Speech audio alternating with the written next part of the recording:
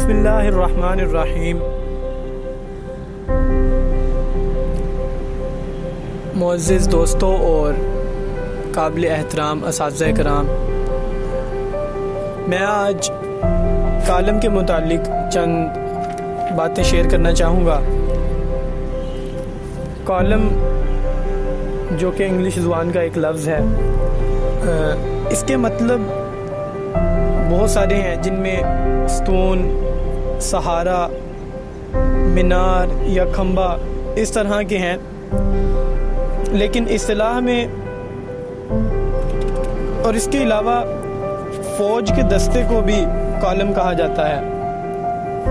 جو فوجیوں کا ایک جو دستہ ہوتا ہے اسے بھی کالم ہی کہتے ہیں۔ کالم کی کئی تعریفیں ہیں، پاکستانی کالم نگاروں نے بھی کالم کی تعریفیں کی، ویسٹرن کالم رائٹرز جو ہیں انہوں نے بھی کالم کی تعریفیں کی، لیکن کالم کی جو ایک جامع تعریف ہے جو تمام ویسٹرن اور ایسٹرن کالم رائٹرز کو ملا کے جو ایک لکھی گئی، اس کے مطابق کالم صحافتی اصطلاح میں، یعنی صحافت کی اصطلاح میں، کالم کسی مستقل عنوان کے تحت کالم نگار اپنے نام اور اپنی تصویر کے ساتھ شائع کرے تو اسے کالم کہا جائے گا، اس کی تحریر کو۔ اصل میں یہ بتانا چاہ رہا ہوں کہ پاکستان میں بہت سارے لوگ کالم لکھنے والے موجود ہیں، اور ہر ملک میں، ہر ریاست میں کالم لکھنے والے لوگ موجود ہوتے ہیں، لیکن ہمارے ہاں ایک کالم کی بہت غلط اصطلاح جو آج کل رائج ہے، وہ یہ ہے کہ کسی بھی تحریر کو کالم کہہ دیا جاتا ہے، لیکن ایسا نہیں ہے، کیونکہ کالم ایک مستقل عنوان پہ چلنے والی تحریر کو کہتے ہیں، جس کا عنوان ایک ہی ہو اور ہر روز اس کے موضوعات جو ہیں وہ تبدیل ہوتے رہتے ہوں۔ یعنی ایک مستقل عنوان پہ بات کی جائے، کرنٹ افیئر پہ جو بات ہوتی ہے وہ عام طور پر اسے کالم ہم نہیں کہہ سکتے۔ ایک لحاظ سے اگر دیکھا جائے تو حالات حاضرہ پر جو تبصرہ ہوتا ہے وہ کالمز میں بھی ہوتا ہے، لیکن ایگزیکٹ ہم اسے کالم نہیں کہہ سکتے، اسے اداریہ کہہ سکتے ہیں، آپ لوگ فیچر کہہ سکتے ہیں، لیکن کالم جو ہے وہ عمومی طور پر ایک مستقل عنوان پہ ہوتا ہے، جس کے موضوعات میں تبدیلی ہوتی رہتی ہے، لیکن ایک مستقل عنوان پہ کالم لکھا جاتا ہے۔ اس کے علاوہ کالم کے بارے میں کئی ویسٹرنز جو رائٹرز ہیں، کالم رائٹرز، انہوں نے اپنی تعریفیں کی، جن میں کینتھ آر بارٹرے نے اپنی کتاب، ان کی ایک ہے جن کا نام ہے کمیونٹی جرنلزم ان کی کتاب کا نام ہے، جس میں انہوں نے لکھا ہے کہ کالم کی مثال کسی ایک تحریر سے نہیں دی جا سکتی، یعنی ایک تحریر کو دیکھتے ہوئے ہم کالم اسے نہیں کہہ سکتے، یا اس کی ایک تحریر سے دیکھتے ہوئے اسے ہم کالم کی اگزامپل کے طور پہ یوز نہیں کر سکتے، بلکہ مختلف کالمز جو ہیں ان کا اسلوب یعنی ان کے کہنے کا مطلب ہے کہ جو ڈیفرنٹ کالمز ہیں ان کا اسلوب ایک دوسرے سے مختلف ہوتا ہے، اور موضوع اور مواد کے لحاظ سے بھی کالمز پر پابندی نہیں ہوتی، نہ ہی کالم رائٹرز پر پابندی ہوتی ہے۔ اس کے علاوہ پال میلن، وہ بھی ایک امریکن کالم رائٹر ہیں، ان کے مطابق وہ کہتے ہیں کہ کالم نویسی صحافتی سرگرمیوں کے تمام میدانوں کا احاطہ کرتی ہیں، یعنی جتنی بھی صحافتی ایکٹیویٹیز ہیں ان تمام میدانوں کا کالم نویسی احاطہ کرتی ہے، جیسے کہ کھیلیں، معاشرہ، تھیٹر، معیشت، کاروبار، اور اس کے علاوہ پولیٹیشین، اور پھر یہ تمام جتنی بھی چیزیں ہیں، اور ان کے علاوہ سیدھی سادی شخصیتیں، اور پھر اس کے آگے اتنی ہی کالم کی وہ کہتے ہیں کہ قسمیں ہیں جتنی ہی کالم نگار ہیں۔ اور اس کے علاوہ ایک اور پاکستانی کالم نگار سے جب پوچھی گئی کالم کی اقسام، تو انہوں نے بھی کہا کہ کالم کی اقسام کو ہم شمار نہیں کر سکتے، کالم کی اتنی ہی اقسام ہیں جتنے کے کالم رائٹرز دنیا میں موجود ہیں۔ اس کے علاوہ پاکستانی کالم نگار احمد ندیم قاسمی، وہ کہتے ہیں کہ مختلف کالم لکھنے والوں کے کالم چونکہ مختلف تحریروں پر مبنی ہوتے ہیں، اس لیے کالم کی کوئی ایک تعریف نہیں کی جا سکتی۔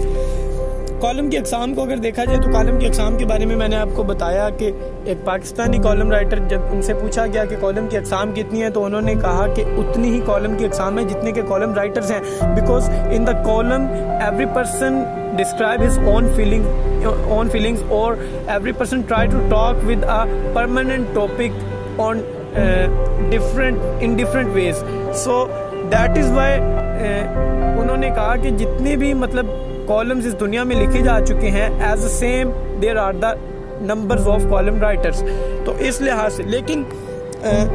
ویسے دیکھا جائے جنرلی دیکھا جائے تو کالم کو ہم 4 حصوں میں تقسیم کر سکتے ہیں، یا کالم کے جو فیچرز کالم کے اندر مطلب جو فیچرز بنائے جا سکتے ہیں وہ 4 قسم کے بنائے جا سکتے ہیں، جن میں کالم کے اسلوب کے لحاظ سے کالم کی تقسیم، اور اس کے علاوہ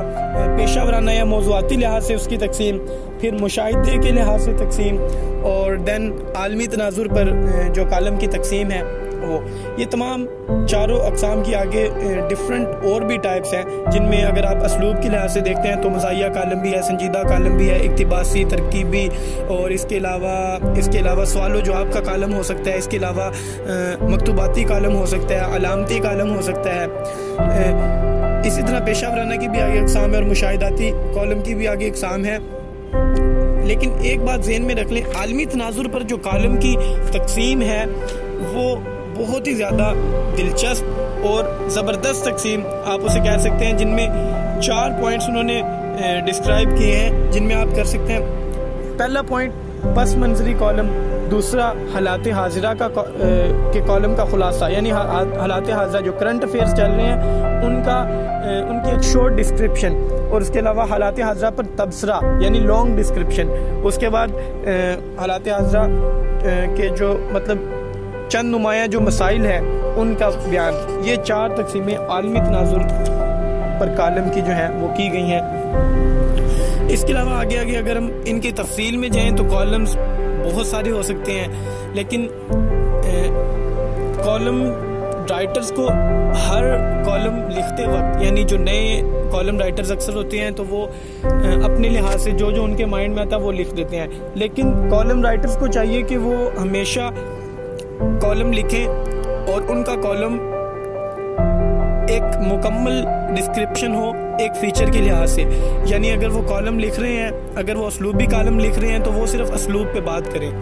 جو اسلوبی کالم میں جو چیزیں آتی ہیں انہی پہ بات کریں. لیکن پاکستانی کالم رائٹرز میں دیکھا بھی گیا کہ اکثر جو نئے کالم رائٹرز ہیں وہ بن دیکھے بات کرتے ہیں، اور ایک ہی کالم میں کئی ساری ڈویژنلز جو بن رہی ہوتی ہیں ان کے کالمز میں. جیسے کہ ہمیں اگر ایک اسلوبی کالم لکھ رہا ہے تو اسے چاہیے اسلوب پہ بات کرے، اگر کوئی سنجیدہ کالم لکھ رہا ہے تو سنجیدگی پہ بات کرے، اس طرح. لیکن پاکستان میں جو زیادہ تر کالم لکھے گئے ان میں جو زیادہ تر کالمز ہوتے ہیں وہ ترکیبی کالم ہوتے ہیں. اور ترکیبی کالم کی جب آپ تعریف پڑھیں گے تو ترکیبی کالم کیا کہتا ہے؟ ترکیبی کالم کہتے ہیں جناب کہ ترکیبی کالم میں زیادہ تر جو موضوعات ہوتے ہیں ترکیبی کالم کے وہ بہت ہی زیادہ جاندار اور بہت ہی زیادہ زبردست اور توجہ طلب رکھ دیے جاتے ہیں جو ان کے عنوانات ہوتے ہیں. لیکن جو متن ہوتا ہے وہ بالکل بے جان ہوتا ہے، بے مطلب باتوں سے جو ہے وقت جو ہے وہ گزارا جاتا ہے. تو اسی طرح پاکستان میں جو نئے کالم رائٹرز لکھنے والے ہوتے ہیں وہ بھی اسی طرح ترکیبی کالم پہ، یعنی جو موضوعات ان کے ہوتے ہیں وہ بڑے چونکا دینے والے ہوتے ہیں لیکن اندر کچھ بھی نہیں ہوتا. تو ہمیں کوشش کرنی چاہیے کہ جو کالم لکھے جائیں وہ ایک فیچر پہ لکھے جائیں، ایک ٹاپک پہ بات ہو اور کسی مستقل عنوان پہ بات کی جائے تاکہ آپ کا کالم ڈیلی بیس پہ لکھا اور پڑھا جائے. اس کے علاوہ میں آپ کو یہ بھی بتاؤں کہ پاکستان میں جو ہے وہ جاوید چودھری صاحب اور ان کے علاوہ عطاء الحق قاسمی صاحب، ان کے علاوہ حسن نثار صاحب، ان کے علاوہ چراغ حسن حسرت صاحب اور کئی دیگر جو پاکستان میں مشہور کالم نگار ہیں جن میں ارشاد احمد حقانی اور عرفان صدیقی صاحب اور اس کے علاوہ اور دیگر کالم نگار شامل ہیں. پاکستان کے جو مشہور کالمز وہ بھی حرف تمنا جو ارشاد احمد حقانی صاحب کا اور عرفان صدیقی صاحب کا نقش خیال، یہ بڑے زبردست کالمز ہیں اور عمومی طور پہ ان کی جو تقسیم ہے وہ اسلوبی کالمز میں ہوتی ہے. اس کے علاوہ عرفان صدیقی صاحب اور ارشاد حقانی صاحب ان دونوں کے سنجیدہ کالم بھی ہیں بہت سارے. اس کے علاوہ اور بھی دیگر پاکستان میں بڑے مشہور کالمز جو ڈیلی اخبارات کی زینت بنتے ہیں. تو کالم پڑھنے بھی چاہیے تمام دوستوں کو اور ہر شخص کو چاہیے بلکہ کہ وہ کالم پڑھے، کیونکہ اس سے ذہن کی جو سوچ ہے وہ وسعت ہے وہ بڑھتی ہے۔